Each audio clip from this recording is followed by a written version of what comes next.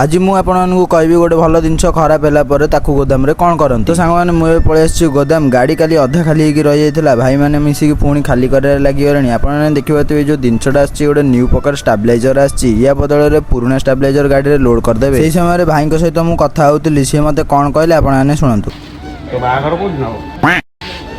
এইটা কোন ভালো জিনিস হ্যাঁ